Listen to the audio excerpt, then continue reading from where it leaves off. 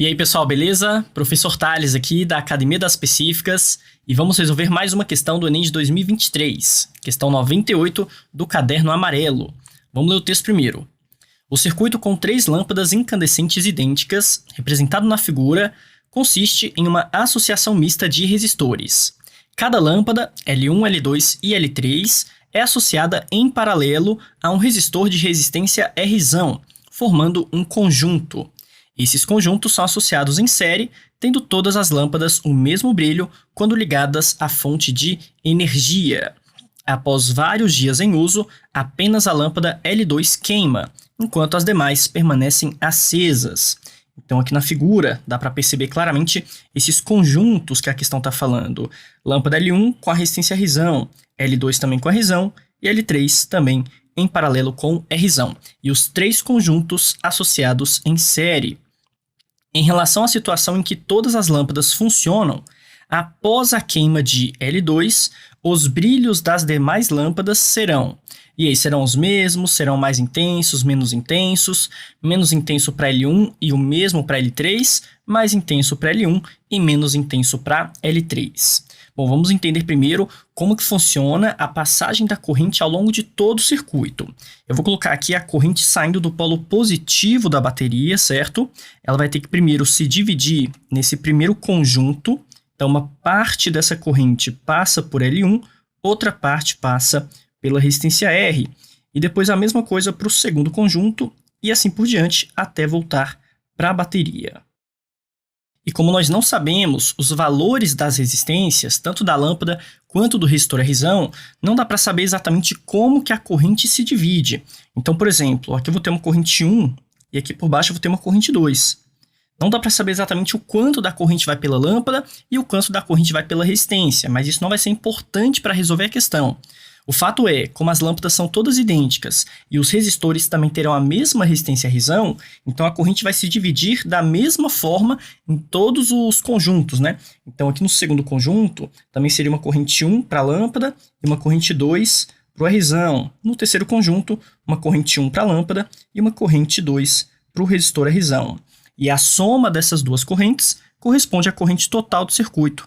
Então a corrente total nada mais é do que a corrente 1 mais a corrente número 2. Agora, para saber se a lâmpada vai brilhar mais, menos ou vai ter o mesmo brilho, é só a gente ver o que acontece com a corrente total do circuito. Pois se a corrente total aumentar, vai se dividir também um pouco mais para a lâmpada e um pouco mais para o R. Se a corrente total diminuir, então vai também um pouco menos de corrente para a lâmpada e um pouco menos de corrente para o R. Mas se a corrente total permanecer a mesma, o que é pouco provável, já que uma lâmpada vai queimar, certo? Aí os brilhos também permanecem os mesmos. Bom, para saber disso, basta a gente olhar para a primeira lei de Ohm. A corrente total no circuito seria a nossa DDP da bateria dividido pela resistência elétrica equivalente.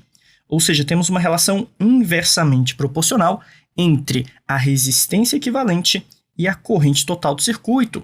Se a resistência equivalente aumenta, por exemplo, a corrente total diminui, ou vice-versa, né? Se a resistência equivalente diminuir, a corrente total aumenta.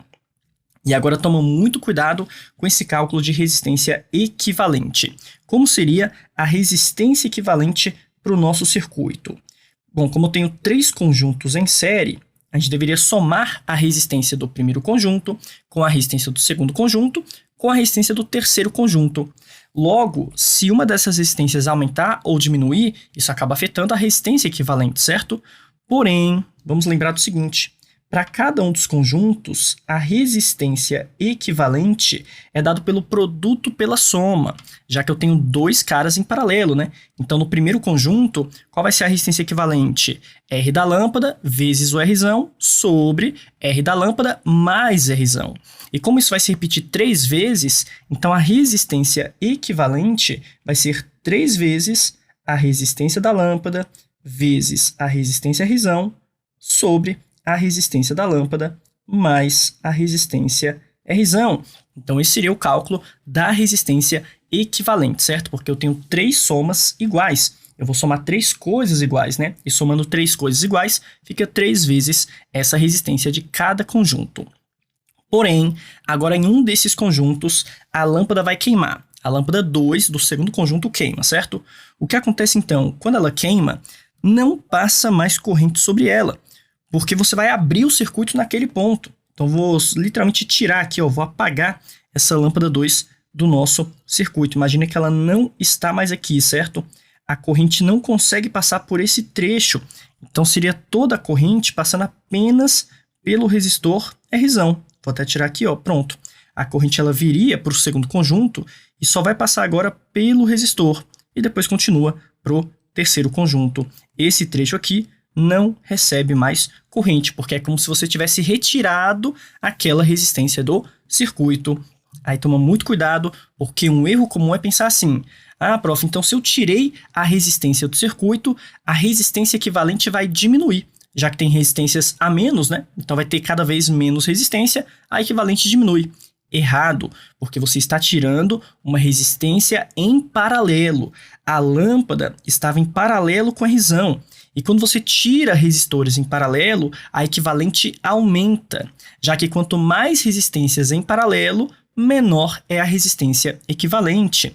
Então agora ficaria assim, eu vou tirar esse 3 vezes, né, já que não são mais 3 coisas iguais, ficaria apenas 2 vezes essa expressão toda, mais a resistência do Rzão, que seria a resistência do nosso resistor. E quando você comparar esse valor com o valor anterior, você percebe que a resistência equivalente aumentou.